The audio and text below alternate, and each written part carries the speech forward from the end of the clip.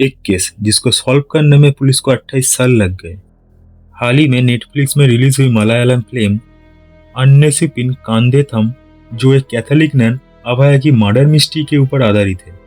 27 मार्च 1992 के दिन केरल के कोट्टयम में सेंट पायस कॉन्वेंट के एक कुएं से 21 साल की अभया की लाश बरामद होती है। पहले दिन से पुलिस इस केस को सुसाइड ही मान लिया था, क्योंकि इस केस में चार्ज भी इन्वॉल्व था, इसलिए पॉलिटिकल रायट भी हो सकता था। पोस्टमार्टम के बाद पता चला अभया के शरीर में कुछ घाव थे। ये घाव सुसाइड से होना पॉसिबल ही नहीं था। पुलिस के ऊपर लगातार प्रेशर आ रहा था। पुलिस दोबारा इन्वेस्टिगेशन में जुड़ जाते हैं, मगर उनके हाथ कुछ नहीं लगा और पुलिस इस केस को सुसाइड ही करार दे देते हैं। ये केस क्राइम ब्रांच के पास ट्रांसफर होता है। क्राइम ब्रांच इन्वेस्टिगेशन के बाद बताते हैं ये मर्डर ही था, मगर इस केस को मर्डर प्रूव करने के लिए उनके हाथ कुछ पुख्ता सबूत नहीं था और कुछ दिनों में ही केस बंद भी हो जाता है। केस बंद हो जाने का खबर सुन के लोग रास्ते में प्रोटेस्ट करने लगे और ये केस सीबीआई के पास ट्रांसफर किया जाता है, मगर सीबीआई पहुंचने से पहले सारे सबूत मिटा दिया जाता है। सीबीआई के पास कई सारे थ्योरी थे, मगर उसको प्रूव करने के लिए एक भी सबूत नहीं था उनके पास।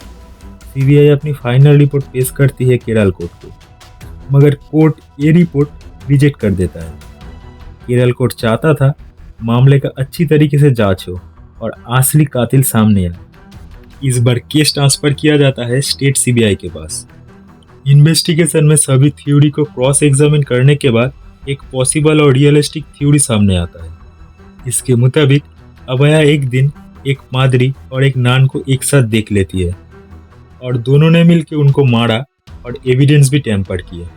2009 में केरल सीबीआई फाइनल चार्जशीट पेश करती है और इस केस में फादर थॉमस कोट्टूर, फादर जोस और नान साफी का नाम सामने आता है। सुबह 4 बजे के करीब अभया ने फादर कोट्टूर और नान साफी को एक साथ देख लिया था। पहले फादर कोट्टूर अभया का गला दबाते हैं और नान साफी ने पहले कुल्हाड़ी से अभया के ऊपर अटैक किया। उसके बाद फादर जोस के साथ मिलके चर्च के पास एक कुएं में अभया का बॉडी डंप कर देते हैं।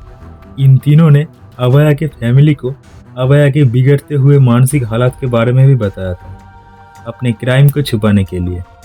चार्जशीट में 1992 के सीबीआई इंचार्ज केटी माइकल का नाम भी सामने आता है, सबूत मिटाने के चलते।